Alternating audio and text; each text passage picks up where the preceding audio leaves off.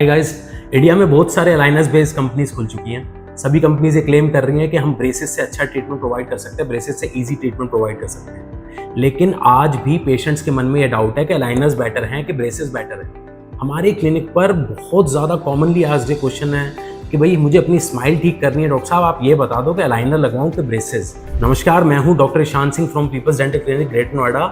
आज हम बहुत छोटे छोटे जो डिफरेंसेस अलाइनर्स और ब्रेसेस के बीच में हैं उन पे बात करेंगे, ताकि आपका कंसेप्ट क्लियर हो जाए ये डिसीजन बनाने में कि आपको अलाइनर्स चूज करने चाहिए या फिर ब्रेसेस।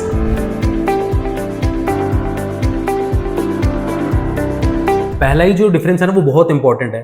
किसी भी प्रोडक्ट या सर्विस का कॉस्ट बहुत इंपॉर्टेंट होता है यूजर के लिए, ये डिसाइड करने के लिए कि उसको वो ऑप्ट करना है कि नहीं। ब्रेसेस और अलाइनर्स में अलाइनर्स को अगर हम देखें तो वो काफी ज्यादा कॉस्टली है as compare with braces.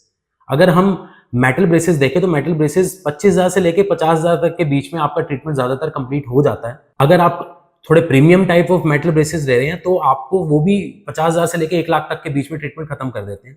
But where as अगर आप अलाइनर्स की बात करें तो अलाइनर्स 80,000 से लेके 4 to 5 लाख रुपीज तक के ट्रीटमेंट्स जाते हैं। ये थोड़े एक्सपेंसिव होते हैं। अब बात कर लेते हैं हम ease and convenience of the treatment के बारे में। अगर हम अलाइनर्स को देखें तो वो सुपर कन्वीनियंट है, बहुत ईजी है पेशेंट के लिए।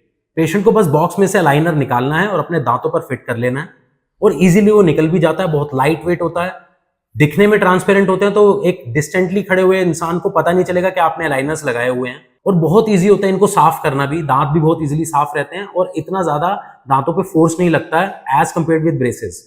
ब्रेसेस एक ऐसा गैजेट है जो आपके मुंह में काफी देर तक रहेगा, जब तक आपका ट्रीटमेंट चल रहा है, 6 महीने, साल, सवा साल, 1.5 साल। और ब्रेसेस को हर महीने आपको जो है उसकी टाइटनिंग करानी पड़ती है, जिसके बाद जब फ्रेशली टाइटन होता है ब्रेसेस तब दांतों में थोड़ा खिंचाव भी पैदा होता है और हल्का फुल्का सा पेन भी बन सकता है। ब्रेसेस को क्लीन करना बहुत मुश्किल है, थोड़ा सा हैवी गैजेट है तो दांतों पे फील भी होते हैं, अल्सरेशन वगैरह भी होती है।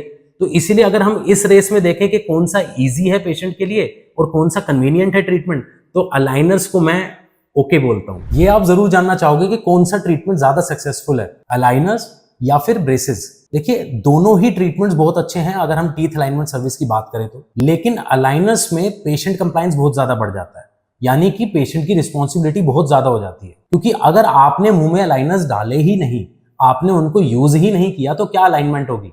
और ये बहुत कॉमनली नोटिस किया गया है, खासकर यंग पेशेंट्स में। वो ज्यादातर अपने अलाइनर्स को कहीं रख के भूल जाते हैं और सोशल अपीयरेंस के चक्कर में अलाइनर्स उनके मुंह में होते ही नहीं है, जिसकी वजह से रिजल्ट नहीं मिलता है। कई बार तो ये भी देखा गया है कि कुछ लोग अलाइनर के सेट को खो ही देते हैं। अगर आपने सेट खो दिया तो दूसरा सेट बन के आने में कम से कम 1 से 2 हफ्ता लग जाता है, जिसमें कि मेजरली वापस ट्रीटमेंट रिलैप्स हो जाता है। हालांकि ब्रेसेस को देखा जाए तो ब्रेसेस एक परमानेंट गैजेट लगाता है डॉक्टर अपने आपके मुंह में। हालांकि उसमें जो थोड़ी बहुत रिस्पॉन्सिबिलिटी वो ये होती है कि आपको उसे क्लीन रखना होता है और अपनी टंग से फोर्सेस नहीं लगाने होते दांतों के गैप्स में। तो अगर देखा जाए कि कौन से ज्यादा अच्छे हैं इस वे में, तो मैं अलाइनर्स की जगह ब्रेसेस को कहूंगा कि उसमें आपकी रिस्पॉन्सिबिलिटी कम है और आपको ज्यादा सक्सेस रेट आता है ट्रीटमेंट को अचीव करने में। आज से कुछ साल पहले लोग सिर्फ ब्रेसेस ट्रीटमेंट करवाते थे, क्योंकि इतनी सारी अलाइनर्स कंपनीज नहीं थी इंडिया में जितनी आज है। इन सभी कंपनीज ने डिजिटल प्लेटफॉर्म्स पे बहुत जबरदस्त एडवर्टाइजमेंट की है और लोगों को ये अलाइनर्स का कंसेप्ट पसंद भी आया। लेकिन क्योंकि ये कंसेप्ट आज के पेशेंट के लिए नया है, तो डॉक्टर्स इससे पहले 5 साल पहले इतना ज्यादा फोकस नहीं थे अलाइनर्स की सर्विसेज को लेकर के। इसीलिए अगर आप देखें तो अलाइनर्स के स्पेशलिस्ट डॉक्टर्स को ढूंढना बड़ा मुश्किल है। बहुत ही ध्यान से अगर आप लाइनर्स ट्रीटमेंट ऑप्ट कर रहे हैं तो अपने ऑर्थोडोंटिस्ट को चूज करें।